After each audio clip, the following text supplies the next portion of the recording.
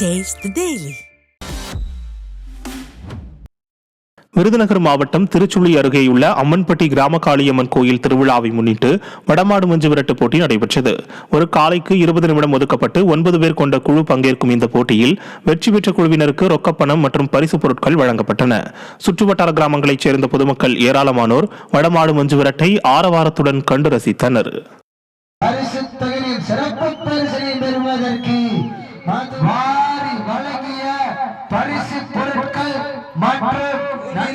வீரர்கள் சிவகங்கை மாவட்டம் பட்டமங்கல நாடு வீரர்களின் காயவச்சாக பணியிட்டு என்னவா வீரர்கள் நாட்டை பிடிப்பார்கள்.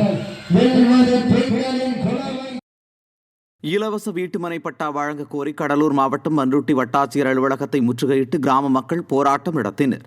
அங்குச்செட்டிப்பாளையம் கிராமத்தில் பட்டியல் சமூகத்தைச் சேர்ந்த 151 குடும்பத்தினருக்கு இலவச மனைப்பட்டா வழங்க வலியுறுத்தி வரும் நிலையில் அவர்கள் கோரிக்கையை விடிய அரசு அலட்சியம் செய்து வருவதாக கூறப்படுகிறது. இதனால் ஆத்திரமடைந்த பட்டியலின மக்கள் பண்ருட்டி வட்டாட்சியர் அலுவலகத்தை முற்றுகையிட்டு போராட்டம் நடத்தினர். இதை கண்ட பொதுமக்கள் விடியா திமுக ஆட்சிக்கு பட்டியலின மக்கள் என்றாலே எட்டிக்காயாக கசப்பது ஏனோ என காட்டமாக சாடியுள்ளனர். தூத்துக்குடி மாவட்டம் கோவில்பட்டி அருகே ஆவி நிர்வாகம் உற்பத்தியாளர்களுக்கு பால் விலையை உயர்த்தி வழங்க வலியுறுத்தி தமிழ்நாடு பால் உற்பத்தியாளர்கள் சங்கம் சார்பில் ஆர்ப்பாட்டம் நடைபெற்றது.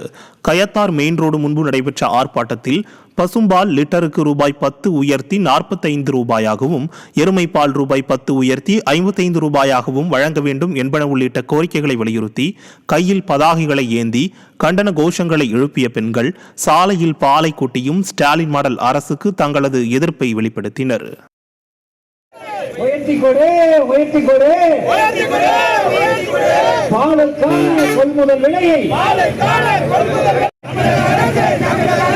இதர மாநிலங்களில் கொடுப்பது போல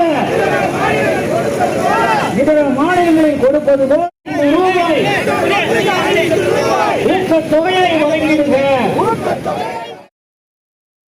வேலூர் திமுக கவுன்சிலர்கள் இடையே ஏற்பட்ட மோதல் திமுக அரசின் லட்சணத்தை சந்திசிரிக்க வைத்துள்ளது. ஏப்ரல் மாதம் 17ஆம் தேதி 27வது வார்டு கவுன்சிலர் சதீஷ்குமார் மாநகராட்சி அதிகாரிகள் அப்பகுதியில் பட்டா வழங்க 5 லட்சம் வரை லஞ்சம் கேட்பது குறித்து வீடியோ வெளியிட்டிருந்தார். இது தொடர்பாக 25வது வார்டு கவுன்சிலர் கணேஷ் சங்கரும் சதீஷ்குமாரும் சாலையிலேயே தகாத வார்த்தைகளால் பேசி சண்டை போட்டனர். இதை கண்ட பொதுமக்கள் தீய சக்தி கட்சியினரையும் சண்டையையும் என்றும் பிரிக்கவே முடியாது என முகம் சுழித்தபடி விமர்சித்தனர்.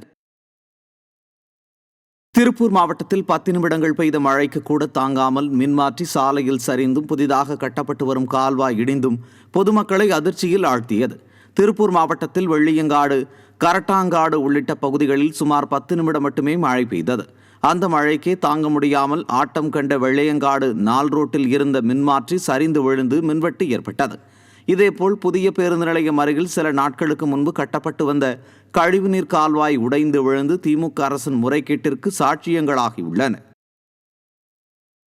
வளிமண்டல மேலடுக்கு பகுதிகளில் கிழக்கு மற்றும் மேற்கு திசை காற்று சந்திக்கும் பகுதி நிலவுவதால் தமிழகத்தில் பல்வேறு மாவட்டங்களில் மழை பெய்தது. கடந்த சில நாட்களாக கடும் வெயில் வாட்டி வதைத்த நிலையில் திடீரென்று பெய்த மழையால் குளிர்ச்சியான சூழல் நிலவியது.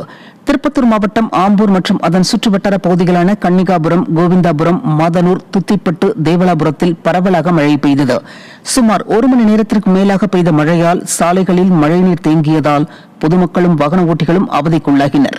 இதேபோன்று திண்டுக்கல், திருவாரூர், தென்காசி ஆகிய மாவட்டங்களில் பல்வேறு பகுதிகளிலும் மழை பெய்தது.